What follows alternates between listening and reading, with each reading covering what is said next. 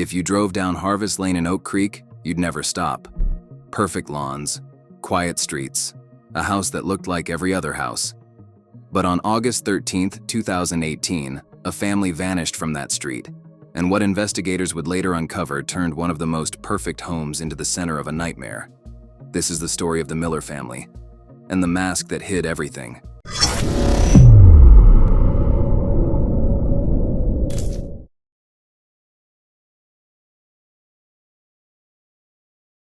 Elena Miller wasn't invisible.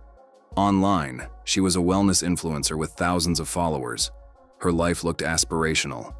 A handsome husband, 2 smiling daughters, Maya and Sophie, and a home that seemed pulled straight from a magazine. Friends described Elena as driven, organized, and intense. She managed everything: the household, the finances, the schedules, and the image. But behind the scenes, cracks were forming. The marriage was struggling. Money was tight, and the pressure to keep everything perfect was suffocating.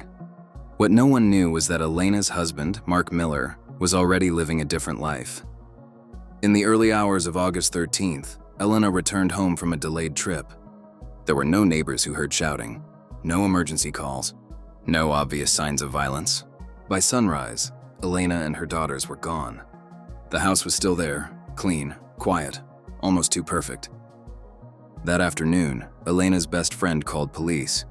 She told officers her friend missed a meeting and is not responding to her phone, something that never happens. By early afternoon, Mark Miller had returned to the house on Harvest Lane. He stepped out of his truck, adjusting his sunglasses, moving with a slow, deliberate calm. When officers approached, Mark didn't run to the door. He didn't immediately ask about his wife or daughters. Instead, he leaned against his truck and greeted the officer casually. "Afternoon," he said. "What's going on?" The officer explained that Elena hadn't been seen since early that morning, that friends were worried, and that a welfare check was necessary. "Oh, she's probably just at a friend's," he said lightly. "Maybe lost track of time." He unlocked the door and let the officer inside, staying behind in the kitchen. He moved slowly, almost theatrically, pointing out that everything looked normal, that nothing was out of place. Officers notice Elena's phone in the sofa and her wedding ring on the nightstand. Bed sheets are missing. The house smells of bleach and lavender. Police still treat it as a missing person case. No immediate suspicion of foul play. The next day, search efforts ramp up. Friends and neighbors organize small volunteer parties, combing the subdivision and nearby scrubland. Flyers are distributed with photos of Elena and the girls. Police check hospitals, credit cards, and cell phone records. No confirmed sightings. Investigators interview neighbors and acquaintances. Everyone reports nothing unusual. Officers note inconsistencies in Mark's account, but without evidence, it's dismissed as stress. Police consider the possibility Elena left voluntarily. 4 days after the first call came in, the media begins minor coverage, reporting the family missing. Police continue door-to-door inquiries, checking local playgrounds, stores, and community centers. Calls from Elena's friends and family emphasize that this behavior is uncharacteristic. The search expands. Police alert regional law enforcement. Volunteers report minor sightings of someone matching Elena's description, but none are confirmed. Mark continues public appearances, maintaining a composed, worried husband image. All of that is going to change as the Hendersons, the neighbors across the street, return from a 10-day Caribbean vacation. Mr. Henderson checks his doorbell camera and notices footage from the early hours of August 13th. He immediately contacts police. The video reveals Mark backing his truck into the garage at 5:18 a.m., loading large, heavy bundles into the truck bed. 2 small shadows, later identified as Maya and Sophie, following him toward the vehicle. For the first week, investigators were operating blind, relying on missing person protocols, interviews, and digital forensics that didn't yet indicate foul play. Mark had used that week to solidify his story, maintain appearances, and stage the house. The Henderson footage becomes the pivotal breakthrough, transforming the case from a missing person inquiry into a homicide investigation. Once detectives viewed the neighbors' surveillance footage, the case shifted instantly. This was no longer a missing person investigation.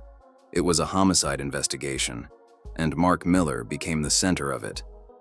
Investigators moved quickly, re-examining everything they had initially taken at face value. Mark's phone, vehicle, and digital records were seized. What they found painted a picture far different from the quiet, overwhelmed husband he had presented to police and the media. Digital forensics revealed that Mark had been living two separate lives. On the surface, he was the devoted family man, appearing in photos, attending school events, standing beside Elena in carefully staged posts. But beneath that image was a secret relationship. Mark was having an affair with a co-worker. To her, he claimed he was already separated. He described Elena as unstable, controlling, and emotionally abusive. He painted himself as trapped, just waiting for the right moment to leave. Investigators found deleted messages, photos, and call logs that showed the relationship had been ongoing for months. Even more damaging was what Mark had tried to hide it with. On Mark's phone, investigators discovered a disguised application, a calculator app that wasn't actually a calculator at all. Behind a passcode was a hidden vault. Inside were hundreds of photos, videos, and conversations connected to his affair. Messages about starting over, about freedom, about a future that didn't include his wife or children. To detectives, this wasn't just evidence of infidelity, it was evidence of intent. Investigators examined Mark's search history and GPS data. They found searches related to remote industrial sites, locations that were isolated, forgotten, places most people would never think to look. His truck's GPS logs showed unexplained early morning travel on the day of the disappearance, well before his work shift began. And then there were the texts. Even after Elena was already gone, Mark sent messages from his phone to hers. Normal, affectionate messages meant to suggest everything was fine. To detectives, it was chilling. Mark wasn't reacting to a crisis. He was trying to manufacture normalcy after the fact. As interviews continued, investigators noticed changes in Mark's demeanor. His calm became brittle. His explanations became repetitive. His emotional responses didn't align with the gravity of the situation. When confronted with contradictions, Mark didn't ask about his children. He asked about himself. That detail, small but telling, stuck with detectives. By the time they sat him down for a formal interrogation, they weren't trying to figure out if Mark was involved. They were trying to figure out where his family was. Faced with surveillance footage, digital evidence, GPS data, and the unraveling of his carefully built story, Mark's mask finally collapsed. The secrets he believed were buried, deleted messages, hidden apps, erased searches, had all been preserved. Not by witnesses, but by data. In the end, Mark's attempt to erase his old life didn't fail because someone saw him. It failed because the digital world remembered everything he tried to forget. Once Mark understood there was no way out, the tone in the room changed. The questions stopped circling. They became direct. Investigators laid out the evidence. There was no confrontation left to avoid, no version of the story that could survive what they already knew. For the first time since the investigation began, Mark didn't argue. He went quiet. Minutes passed, then longer. And finally, he spoke.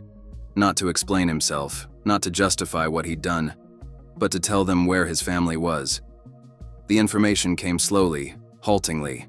Locations, landmarks, distances measured in minutes and turns instead of miles. Detectives wrote everything down, clarifying details, asking him to repeat himself. They needed precision. This wasn't about confession anymore. It was about recovery. As Mark talked, investigators realized this wasn't something he had planned to share. The words felt rehearsed in his head, but never meant to be spoken out loud. He avoided names. He avoided specifics. But the locations were enough. Enough to send teams into motion. Within minutes, calls went out. Search units were activated. Patrol cars rolled. Command centers shifted focus. What had been an investigation turned into a race against time, however slim the hope might be. Mark sat alone after that. No cameras, no audience. Just a man who finally understood that the story he'd been controlling from the start was no longer his to tell. Outside the interview room, Detectives prepared to follow the trail he'd kept hidden for days. They didn't know what they would find.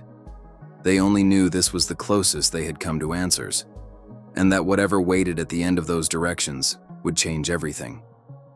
The site was remote, industrial, isolated, forgotten by most people. Investigators didn't rush. They didn't need to. What they found confirmed what they already knew. The family was there. The search ended not with relief, but with stillness. Evidence markers replaced questions. Photographs replaced hope. And the case, once treated as a disappearance, became something final. For detectives, the discovery wasn't about solving a mystery anymore. It was about documenting the truth.